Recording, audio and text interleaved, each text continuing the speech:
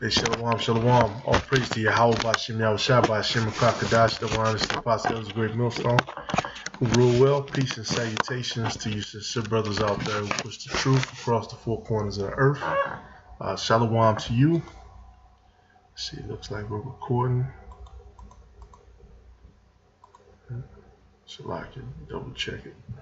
All right. And real quick, just going over something very simple. One of the principles of the 12 tribes is that one of the tribes is Native American. Of course, you have Black, Native American, Latino people. And the basis for that claim goes back to, number one, their spirit, because you have a lot of Native Americans who, people who call themselves Black, they wanted to escape off of the reservation that they were placed on, and if they went amongst Black people, they could call themselves Black, and Black people could read their spirit, and they would become, you know, like one with so-called Black people. And even today, they're still being persecuted. They fit under the same curses as so-called Black people. Yeah, they never went into super hardcore slavery as a whole, but they're still the people of the diaspora. Okay, they still got killed, got trampled down by Esau. The curses on Israel still apply to them, and a lot of them actually did serve slavery. A lot of them were captured, and it tells you 2nd Esdras 14, I believe, how they got over here in the first place. It was the northern kingdom. After they were conquered by the Assyrians, they came over here and they fled all the way over to the other side of the earth, because this is the same place that's known as Ashereth in the scriptures that Solomon used to come, and they got timber, gold, turkeys, things like that. And so today, what you still have is you have Esau trying to pretend like they're Native American, aka the tribe of Gad, and the Seminole Indians will be the tribe of Reuben, because they never signed any treaties with Esau. And just like any other so-called minorities, what Esau do, they'll use one Native American person who may or may not be in their family, because things were so shady back then. A lot of these Edomites knew that Native Americans were receiving some kind of benefits from the federal government, so they would fake it. They put that they were Native American, and that practice, they carried that practice on and on to this day. And in the case with this Senator Elizabeth Warren, she has one Native American ancestor, which is a woman in her family, and she claims that woman and tries to say that she's a certain percentile Native American. And this is why it's important to know and understand who qualifies for what, because right now it's a thing about money. Basically, everybody wants to say that their percent is Black, their percent is Native American or Latino, because they want the benefits of that. They want the minority scholarships to college, the grants to college, the grants from the federal government, different things that come along with that. But when it's time to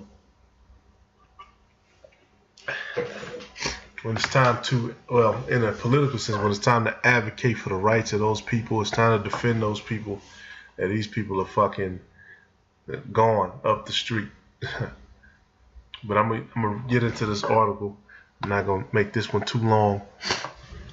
It says the DNA test that Senator Elizabeth Warren used to try to rebut the ridicule of President Trump angered some Native Americans who complained that the genetic analysis cheapens the identity of tribal members with deeper ties to the Indian past.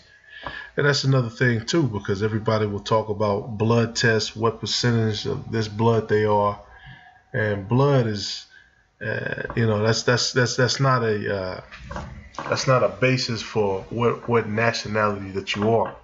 There are only 17 nationalities you could be. Okay. There's only a limited number which were created on this earth, we know, according to the scriptures, going back to Genesis. And see what these Edomites are doing, once again, showing you that they're the devil. They've already scattered these people. They've already conquered them. But then, when their men get with a woman from the tribe of Israel, they'll try to claim that their children of the same nationality. That's what we're dealing with now. You're seeing a lot of bed wenches. You're seeing a lot of, especially from the tribe of Judah, a lot of Judite women getting with Esau. And then that child will come out looking light brownish usually. And then if you don't understand how to read the spirit, or if they have a little weird, or you can't necessarily read it, you don't necessarily know what nationality they are. And this is why you're not supposed to do that. You're not supposed to give your women to these other nations. Excuse me. This is Joshua 23:11. Take good heed therefore unto yourselves that ye love the Lord your power. Else if ye do in any wise go back and cleave unto the remnants of these nations, even these that remain among you, and shall make marriages with them, and go in unto them, and they to you, know for a certainty that the Lord your power will no more drive out any of these nations from before you, but they shall be snares and traps unto you, and scourges in your sides, and thorns in your eyes, until ye perish from off this good land which the Lord your power hath given you. There you go. So if you make marriages with them, if you give your daughters to their sons, you take their daughters with your sons, you're gonna be cursed. And you had a lot of Israelites, even though they weren't supposed to do that, they did it anyway.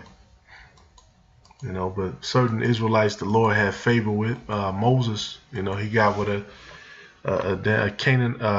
Hamitic woman. It's a lot. I can't remember off the top of my head. I believe she was a Canaanite. And this is what Esau's playing off of. That's why it's important for brothers to know how to read someone's spirit. In some cases, it's hard to do. That's why, matter of fact, let me pull that up. That's why it says Matthew 13:25. Start at 24. It's another parable put he forth unto them, saying, the kingdom of heaven is likened unto a man which sowed good seed in his field. But while men slept, his enemy came and sowed tares among the wheat and went his way. That's what happened. The enemy, Esau, came and he got with the women of these nations, and they sowed their seed, and they set them amongst us, just like Thomas Jefferson, who enslaved his own children. All these different other these Edomite slave owners who enslaved their children as well, because they would rape the woman slave, and then the children would come out dark, they would come out a little lighter, so the wife knew what was up, so she wasn't gonna let them, have too much. And so a lot of cases they enslaved them, but then in some cases they did treat them a little better than they would treat Negroes. They would kind of let them have a higher trade, but they would still treat them as a nigger, even though it was an Edomite. So you had Edomites under other Edomites in slavery too. So hey, it's all complicated now. You say, well, look, how are we supposed to read the spirit of every damn person? Whether they be a terror, whether they just be a strange Israelite. All right, let's skip down. It says what? Matthew 13:38. The field is the world, the good seed of the children of the kingdom, but the tares are the children of the wicked one. Exactly. The children of the wicked one who was sold in amongst Israelites. The enemy that sold them is the devil. Once again, it goes back to Esau and what he did. Because, well, how you know that? Well, it said what? Look, while men slept. When we were enslaved, we were in that place of darkness, we would sleep. That's why the scriptures say what? It's high time for you to wake up out of sleep. Because the world didn't just stop while we were asleep. These Edomites, they were moving. They were building up their empire. There you go. But the enemy that sold them is the devil. The harvest is the end of the world. The reapers are the angels. So the angels are going to be able to read the spirits of these different people and know. Verse 40, matter of fact, as therefore the tares are gathered and burned in the fire, so shall it be in the end of this world. There you go. The Son of Man shall send forth his angels, and they shall gather out of his kingdom all things that offend and them which do iniquity. So it's the angels. It's going to be a spiritual force that comes and weeds all these people who are not Israelites, all these Edomites who dwell amongst us. He's even, when you live somewhere, I notice too, it's always one or two Edomites who might stick around you. It's always one or two Edomites who kind of, I guess they feel close to black people. I don't know why, but it'd be like they stick out like a sore thumb. Then they might get with usually Edomite women, but then they might get with a black man, or they might get with a Native American or Latino man.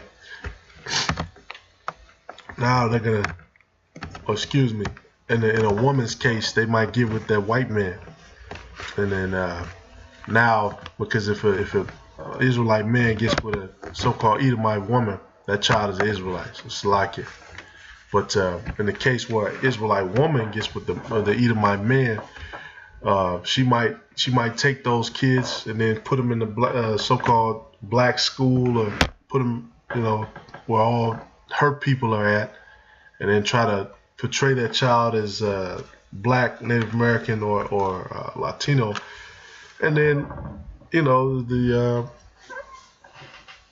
over time, that child will get with so-called black, Native American, or Latino people, or maybe not. So it's a vast thing. I'm not gonna try to make it too complicated, but the Lord has it set up so that it's a thing so vast, trying to keep track of Israel and even trying to keep track of Esau, that only the angels could do it. So basically like this, Elizabeth Warren, she tried to use her Native American ancestry, which it was one woman, and that doesn't count. And then they use the confusion. This says what? The nation's 573 federally recognized tribes do not have a single standard for determining membership. So that, the tribe of Gad, they're going off with that. There's no, which, they can't really, because Esau's overseeing them, but they don't have a single standard for determining membership. Anybody can say that they're Native American. And Esau does that, and they use that to get federal funding. Tribes such as the Cherokee Nation use lineal descent, meaning a person of Cherokee is Cherokee if an ancestor is listed to an original tribe roll, regardless of their amount of Indian blood. Descendants of black slaves, the Cherokee also, once owned, are also members of the tribe, which I think I've met a lot of them. They get treated like shit. Just to go to show you, Israel against Israel. But so-called black people, they'll use that and say, well, look, Native Americans are not Israelites. They are Israelites. Okay, just like Judites fuck over other Judites, you got Gadites who do the same to Judites, Judites who do the same to Gadites, Ephraimites who do the same to Judites. Hey, the tribes, the breaches are still up. That's what the men of the Lord are here for, to close those breaches between the tribes, close the gaps. DNA tests are not typically used as evidence to determine tribal membership. The genetic results released Monday provide some evidence of a Native American in Warren's lineage, though the ancestor probably lived 6 to 10 generations ago. So there you go. I'm not, you can read the article if you want to.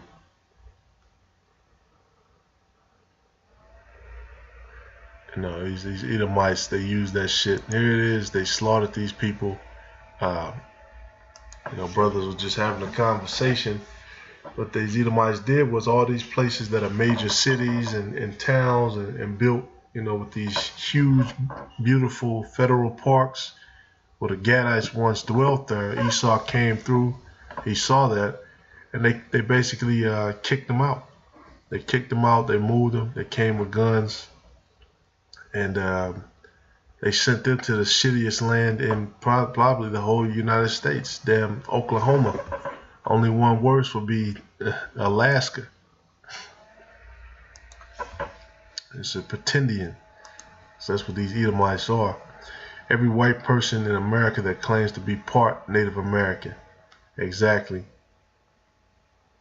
Because every Edomite will tell you, look, I'm percentage Cherokee or something. That's why the Bible is so important, because it tells you how to determine if somebody's a member of your own race. Deuteronomy 7:2, and we don't need a blood test to prove it. And when the Lord thy power shall deliver them before thee. Oh, wait a minute, it's locking. We'll jump down to verse 3. This is talking about the different Hamites which were in Canaan, which we dealt with, but it also applies to dealing with other heathens as well, including Esau. It says what? And when the Lord thy power shall deliver them before thee, thou shalt smite them and utterly destroy them. Thou shalt make no covenant with them, nor show mercy unto them.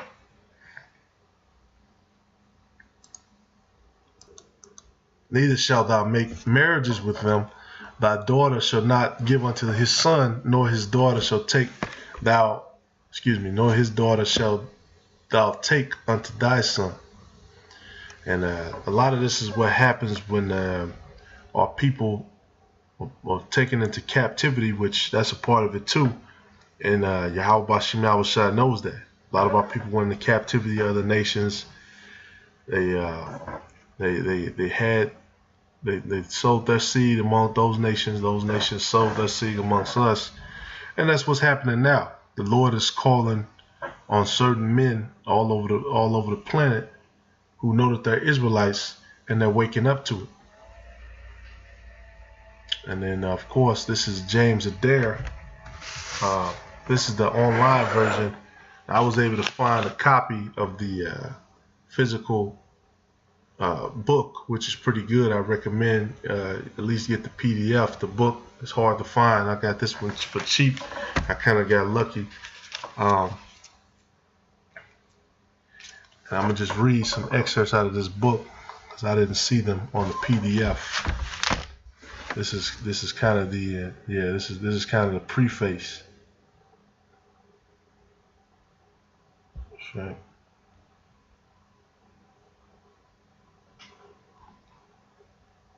Okay. Yeah, I don't see it. I'm gonna still read it.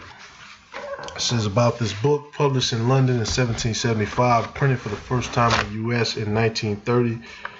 This is a detailed, fascinating account of the principal tribes of the Indians of the Southeast, because that's where he was, and of their countries. It is regarded by ethnologists and historians as reliable authority on the Southern Indians as well as on Southern history. A man of liberal education and persuasion, and an agent or trader under King George III, because that's who sent him over here.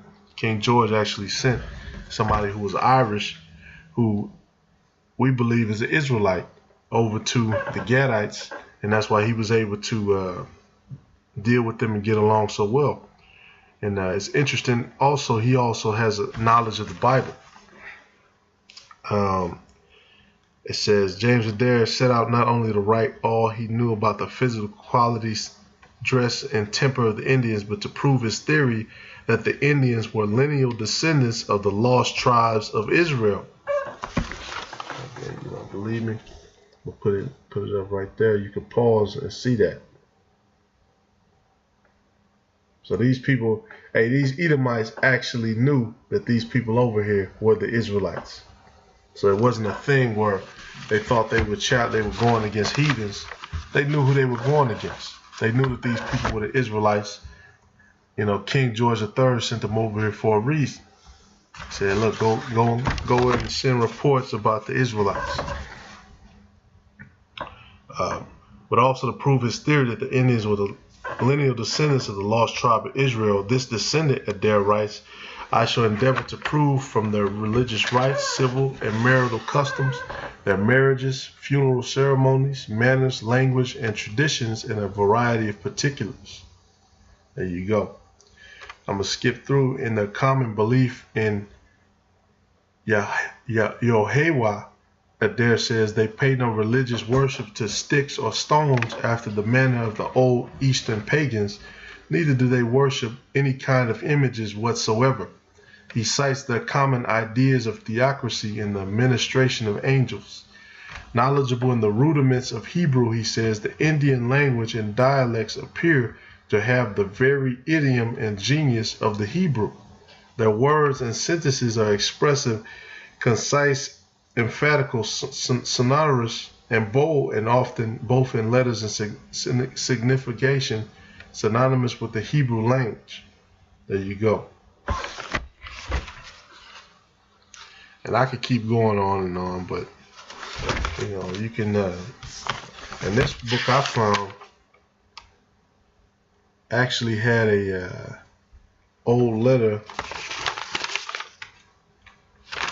from the 80s to the Seminole Indians.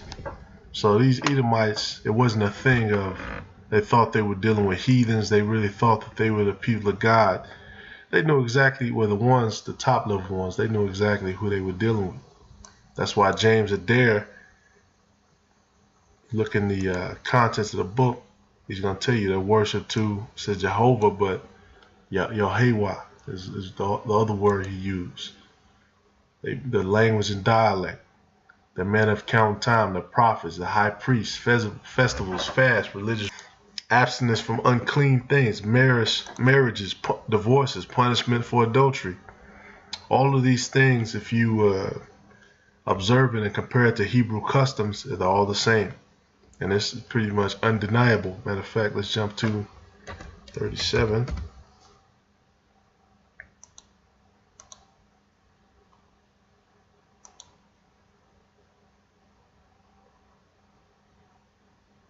It says what the Indian language and dialects appear to have the very idiom and genius of the Hebrew. Their words and sentences are expressive, concise, emphatical. Probably Hebrew was the first and only language till distance of time and place introduced a change, and then soon followed a mixture of others. There you go.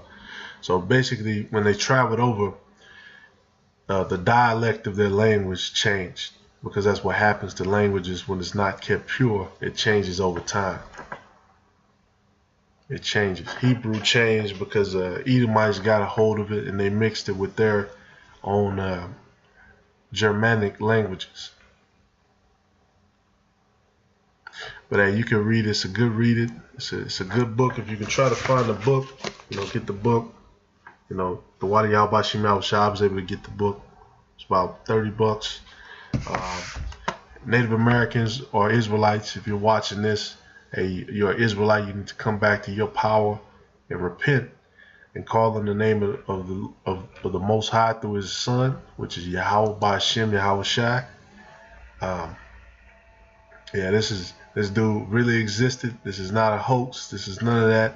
This is all historical fact that Esau has and he knows. All right, and with that being said, all praise to Yahweh Ba'Shem Yahweh Shai Ba'Shem Kakadash. You got thousands and thousands of channels and videos on the history of these people, how they're Israelites, and the true message of the Israelites, the true purpose of the Israelites, is all at your fingertips. All right, just put in GMS, put in the subject, and go down the line and look at the videos. Hey, Shalom.